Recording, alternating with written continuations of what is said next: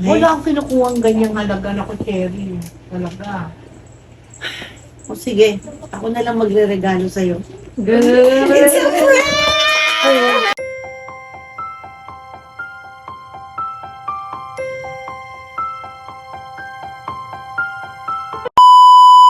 Magandang gabi sa buong probinsya ng Cavite at syempre sa mahal kong bayan ng Naib. Ngayong gabi tutugunan natin ang matagal nang hinihingi sa akin ng isang cellphone. Actually, nakikinood siya sa page ko tapos nag-heart-heart siya, nagla-like lang siya. Nakikilike lang siya sa cellphone ng kanyang katrabaho. So, after last night narinig ko na lungkot siya. Talagang sabi niya sana mabigyan din ako ng cellphone. Bibigyan natin kasagutan ang kanyang hiling na cellphone. Kaya samahan niyo si Nanay Teresa. Ipaprank natin siya ng konti. Ilalagyan natin ng konting twist. Kung baga, titingnan natin how would she feel kung may konting, kunyari nagtatampo ako sa kanya. Tapos, sabay bibigay natin regalo sa kanya. Tara, samahan niyo po ako. Nagbibingo ka ba?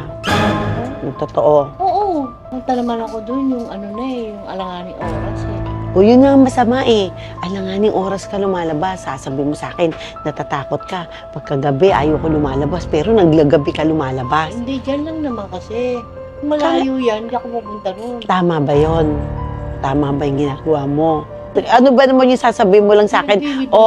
Maglilibang ako niya kahit once a week, twice a week, okay lang yun, dapat alam ko. At saka gabi, alam mo sa gabi, ingat na ingat ako sa gabi. Iniisip ko sa gabi kasi yun yung time na wala na akong gagawin. Tapos sasabihin mo, natatakot ka sa gabi pag may nakikita kang tao. Ang loob ko kasi nandyan yung guard. Anong kinalaman ng gwardiya? May affair ba kayo? Kasi yung guard tsaka yung namimingguhan. Kaya nga, ba't ka ba niya babantayan? Girlfriend ka ba niya? Sana all. O ganito na lang. Total, gusto mo mag-break at syempre ako naman gusto naman kita baka gusto mo na magpahinga, ayaw mo na magtrabaho. Hindi ko alam kung gusto mo talaga magtrabaho o gusto mo talagang magbingo-bingo na lang. Ano ba talaga gusto mo? Grabe ka naman. Parang lagi naman ako nagbibingo.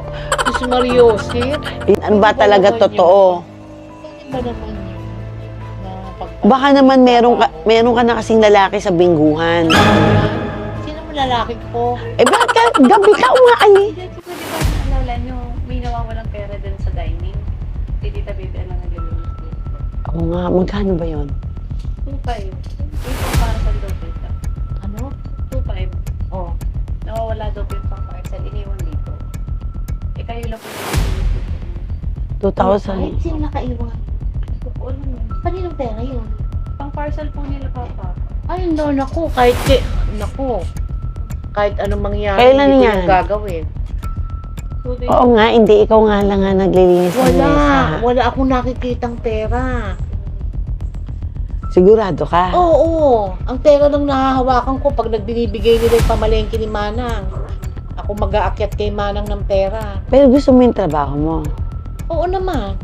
Syempre kung gusto mo yan, mahal mo ako, hindi ka maglalabas at saka sasabihin mo sa akin yung sa mesa. Bakit nang wala yung pera doon? Anong mesa? Yung 2,500 na. Malay ko. Hindi ko alam yan. Bakit nang bibinggo? Sige. Huwag na natin bahabain ito. Wala akong kinukuha ang ganyang halaga na cherry. Talaga. O sige, ako na lang magre-regalo sa'yo. Good. Ano ba yan? Ano ba yan? Ano ba yan? MJ! Ito tayo! Ito tayo!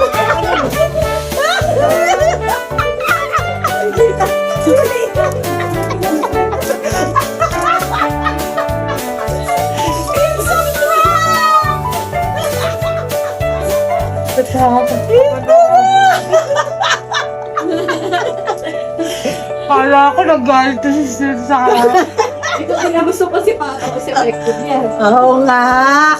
Hindi. Una sa lahat, okay lang na magbingo ka. Masaya ako sa pagbibingo mo. Number 2, wala kaming way kung paano namin makukuha attention mo. Yes. Kaya naisip ng paraan paano ka namin mapaprank. Ako nakaisip na Para sa page namin, may konti lang tayong iyakan lang naman ng konti. Pero alam nyo po, very trustworthy po siya. And she will never do anything like that pagdating po sa akin. Actually, matagal ko na po siyang kasama. Pinsan ko siya. And then, ngayon, nawalan siya ng phone. Nag-isip kami, ano kaya ang, ano kaya ang pang-prank namin kay Beba? Na-prank ko na si Manang ng ahas. Na-prank ko na si Archie. Na-prank ko na yung mga tao. Si Baby, lang. So, hindi ko po alam kung ano. And, she want this. Matagal na po niyang hinihintay ito.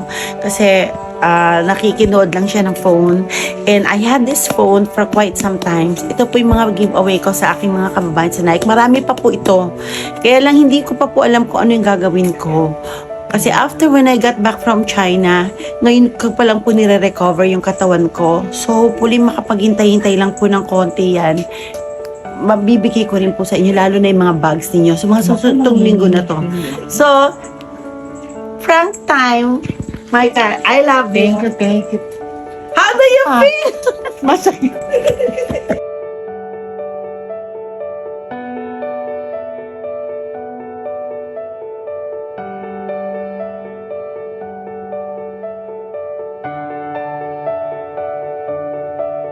Maraming salamat kay Ate Tere sa binigay niyang magandang cellphone. Sana po mas marami pa siya mabigyan ng mas maraming cellphone.